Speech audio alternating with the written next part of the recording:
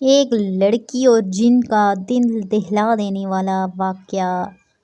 Please video کو آخر تک ضرور دیکھیں اور ہمارے چینل کو سبسکرائب ضرور کریں۔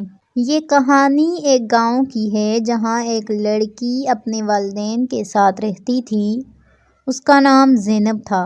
زینب بہت خوبصورت، نیک سیرت اور فرمانبردار لڑکی تھی۔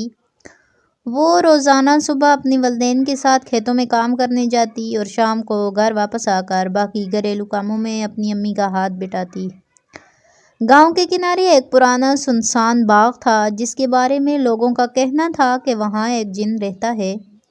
بڑے بوڑھے نصیحت کرتے تھے کہ سورج ڈلنے کے بعد اس باغ میں جانا خطرناک ہے، مگر زینب کو ان باتوں پر یقین نہیں تھا۔ وہ اسے محض وہم سمجھتی تھی۔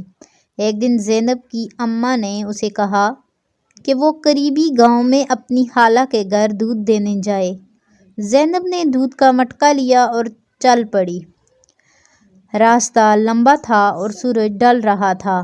عام راستہ چھوڑ کر زینب نے اس باغ کے قریب سے گزرنے والا چھوٹا راستہ اختیار کیا تاکہ جلدی پہنچ سکے۔ جیسے ہی وہ باغ کے قریب پہنچی، اسے عجیب سی خاموشی محسوس ہونے لگی۔ پرندے جو دن بھر چہچہاتے رہتے تھے اچانک خاموش ہو گئے تھے۔ ٹھنڈی ہوا چلنے لگی اور درختوں کے پتوں کی سرسراہٹ نے ایک خوفناک ماحول بنا دیا۔ زینب نے اپنا سفر جاری رکھا مگر اچانک اسے لگا جیسے کوئی اس کے پیچھے چل رہا ہو۔ جیسے ہی زینب باغ کے درمیان پہنچی، ایک زوردار جھٹکا لگا اور وہ زمین پر گر گئی۔ اس نے دیکھا کہ ایک لمبا قد، سرخ آنکھوں والا کالا سایہ اس کے سامنے کھڑا تھا۔ زینب خوف سے کانپنے لگی۔ وہ ہلنا چاہتی تھی مگر اس کے جسم نے جیسے کام کرنا چھوڑ دیا تھا۔ جن نے گرجدار آواز میں کہا، تمہیں خبردار کیا گیا تھا کہ اس باغ میں مت آنا، پھر بھی تم نے میری حدود کو پار کیا۔ زینب نے کانپتی آواز میں کہا، مجھے معلوم نہیں تھا، یہ جگہ واقعی آسیب زدہ ہے، میں معافی چاہتی ہوں۔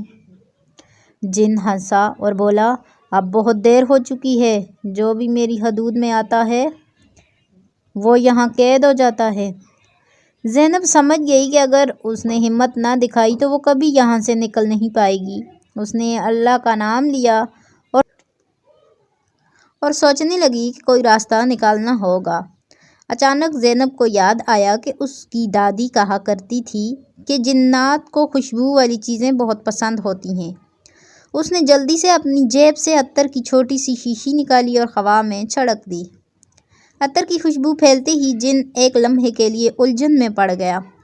وہ کچھ دیر کے لیے کمزور پڑا اور زینب نے اس موقع سے فائدہ اٹھایا۔ وہ بھاگنے لگی اور جتنا زور لگا سکتا تھا دوڑتی چلی گئی۔